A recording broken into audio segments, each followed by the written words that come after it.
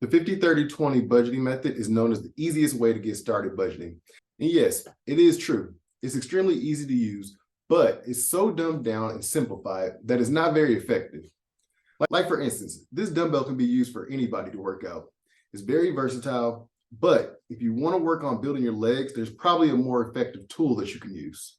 I've made some tweaks to the normal 50-30-20 method so that it's not general and overly simplified for anybody to use, because you're not just anybody.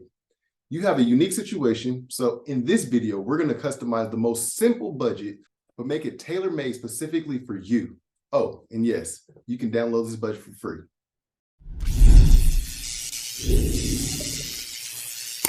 So first things first, what exactly is the 50-30-20 budgeting method?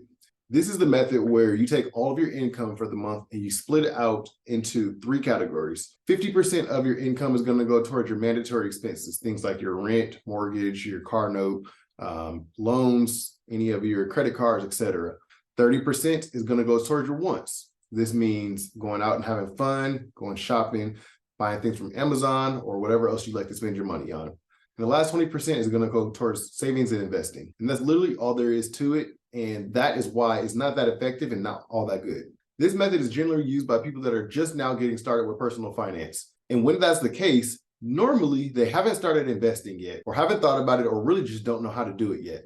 And that's why I think there's a huge gap in the market for this 50-30-20 rule, because 20% is investing, but what exactly is investing? How do I do that? Where do I do that at? And whether you do or don't know about investing or how to invest, if you weren't already putting 20% of your income into investing, where are you supposed to get that money from? Because most times people are getting into personal finance because they need more money or they don't know where their money is going. Another problem with the traditional 50-30-20 method is it doesn't account for the one-time a year payments, things like property taxes or your car registration or your one-time annual fee for your credit card. These things aren't generally accounted for. So with this updated version of the 50-30-20 budgeting method, we're going to make it customized to you. Those specific percentages aren't what matters. What matters is you have a plan and then you stick to it. So with this strategy, you're going to pick your own percentages. You might not want to start off with 20% for your investing, but you do want to start investing something. And then 20% could be a goal, and then you can slowly inch your way towards that 20%. Now, before we get started jumping into the spreadsheet and using this budgeting method, know that if you are in the 75 Hard Money Mastery Challenge, this is the perfect place to start for your very first budget. You have to review your spending every single night, and using this budget will be the perfect way to see what you spent in the day and how does it match up towards your budget. Do me a favor and hit that like button if you've gotten this far into the video. And if you want to stick along while we grow through the 75 Hard Money Challenge, subscribe to the channel so you don't miss any of the future videos. So now let's not waste any more time and let's step into the lab. So now that we're in the lab, first thing that you're going to want to do is download the budget. So what you're going to do is go to wealthismyworth.com, as you can see here at the top. And this homepage might or might not change depending on when you watch this video. But you would go to the freebies tab at the top right, click freebies, scroll through what you're looking for, and you can find this percentage-based budget. You click on this, you enter your first name and your email address and click get. And shortly, you'll receive an email with this budget. Next, we're going to go into your email, open up the budget, and make a copy for yourself. And this copy will show exactly what we'll go over right now. So jumping into it, first things first, we're looking at the budget from October. So just so that you understand what we're looking at, we have the dates. This is the dates of when an expense happened. This is the vendor. So who did you pay? And then this is expense. Basically, what did you spend money on? You fill all these things in. Obviously, the cost is how much you spent. And then the category, you have 3 options. It's going to be needs, wants, and your investments. If you have additional notes, you can put those here as well. So every single month, you want to start off with a brand new sheet. To start off with a brand new sheet, what you can do is click this button at the bottom left next to the arrow, next to the date, and push duplicate. This is going to copy the exact same sheet into a brand new one. And we're going to rename this. Instead of being copy of October, we're just going to call it November 2023. The benefit of this is now you have a copy and a historical view of everything you've done over the months. So you can go back and look a year later if you continue to use this budget for a year, or even just the last month. Before you actually get started into putting in any information, understand that anything that has a box around it is an input for you to use. So right now you can choose to have 50, 30, 20. As you can see, I updated to 60, 30, 10. You could also do 70 and 20 and 10. As long as this adds up to 100%, then you can use the budget that way. Another thing to notice is this shows your goal at the top. Your goal is being calculated. It's going to be 70% of how much income you have for this month so far, 20% of how much income you have. Obviously, right now we don't have income because I just deleted it. So you won't have anything for your goal. Anytime your actual amount that you've spent is more than your goal amount, these two will be red. So if you spend more than what you in your needs than what you were planning to, it'll be red. If you spend more in your wants than you plan to, it'll be red.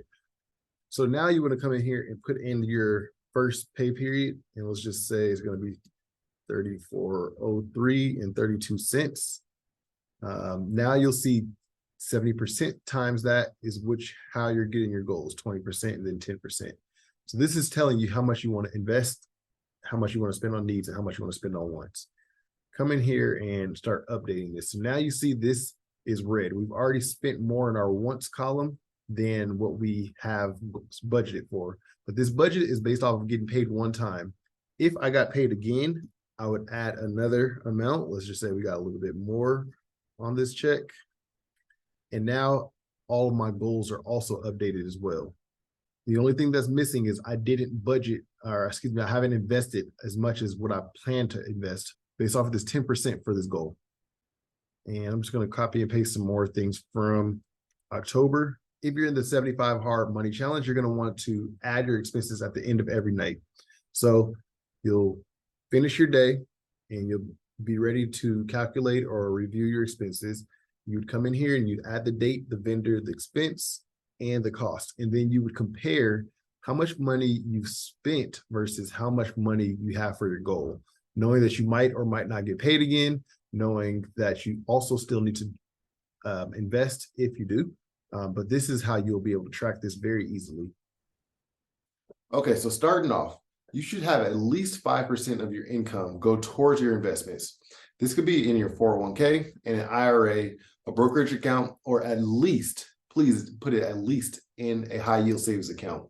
I use Ally for my savings account, but you can find similar companies that pay much higher interest than a standard savings account, the ones that are attached to your checking account. You should also split your needs and your wants according to what you feel comfortable with right now. Regardless of where you start today, make sure that you gradually decrease your expenses in both your needs category and your wants category. The 75 Hard Money Challenge will actually help you with decreasing your expenses. There are daily tasks that you'll do that will give you dozens of ideas on how to save money. But it's important to note that when you start saving money in any of these categories, you need to take that money from what you used to spend it on and start putting it to work by investing. Hopefully this means no sacrifices need to be made. You'll just use the money that used to be used unwisely and that's not really impacting your life, and now you use it to increase your net worth. So every month, try to increase your investment goal by at least 1%. So now let's address some of the concerns that I have about this 50, 30, 20 budget. This budget is just a target. It doesn't hit every area of what you need to be budgeting for. For example, you still don't have a sinking fund. In the 75 Hard Money Challenge, you will account for your one-time expenses at some point. But first, focus on getting the budget locked in and getting that right. Second, there are no safeguards for overspending. So you won't actually know that you were over budget until the end of the night when you go to review your spending. Again, we will upgrade from this issue in the future, but being able to control your spending and making good decisions with your spending is a prerequisite for financial skills. So make sure you master this budget first, and then we'll graduate into the newer budgets later. If you don't have a good history of following a budget, it might seem challenging to follow any budget, even this simple one. The 75 Hard Money Challenge will get you to the habit of reviewing your money daily and get you in the habit of budgeting. Remember, this is just a starter budget, okay? It's not the most ideal for long-term budgeting. If you want to know my suggestions when it comes to budgeting, check out the Automated Money System playlist. In those videos, you'll learn that once you have a great system in place, budgeting proves to be unnecessary. But again, you need to have that experience on how to budget before you can create this system. You need to start somewhere, and this is one of the best places to start because you'll see some early success. You'll see success on how to control your money and how to control your spending, and you'll do it from day one.